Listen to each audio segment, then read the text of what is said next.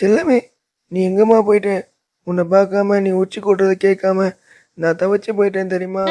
அன்பே, என்னை மன்னிச்சிடுங்க. என் கில்லி மாமா கிட்ட காரப்பொரி வேணும்னு சொல்லி ஏமாத்திட்டு வர லேட் ஆயிடுச்சு. என்ன, அவன் ஒரு முரட்டு பள்ளியாச்சே, அவன் திரும்பி வந்து என்னம்மா பண்ணுறது? அது ஒன்றும் ப்ராப்ளம் இல்லை. அவன் கிடக்குறான் தற்கூரி. பேல்பூரி வேணும், பானிபூரி வேணும்னு அவனை சேட் கடையில் உட்கார வச்சிடலாம். அப்போ சரி. எனக்கு உன் கூட 100 வருஷம் வாழணும்டா.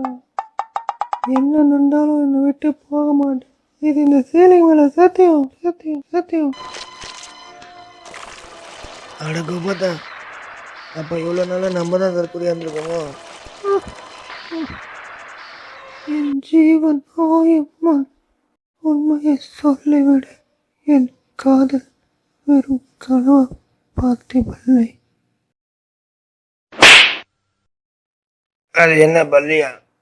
இது அவனோட லவருன்னு நினைக்கிறேன். என் உடல், என் உயிர், என் கனவு, நினைவு மொத்தமும் நீயே என் பள்ளி மிட்டாய்.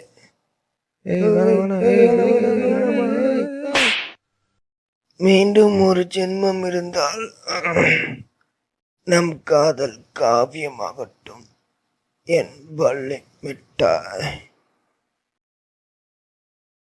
நீங்கள் ஏன்பா சரா சீலிங் போர்ட்ஸ் யூஸ் பண்ணல? நியாயமாக ஒரு லவர்ஸை கொண்டுட்டீங்களே, ஏன்பா? கிராக்கடு சீலிங்ஸ்னாலே ப்ராப்ளம் தான். சரா சீலிங் போர்ட்ஸ் போடுங்க, உயிர் இழப்புகளை தவிர்க்க. நன்றி.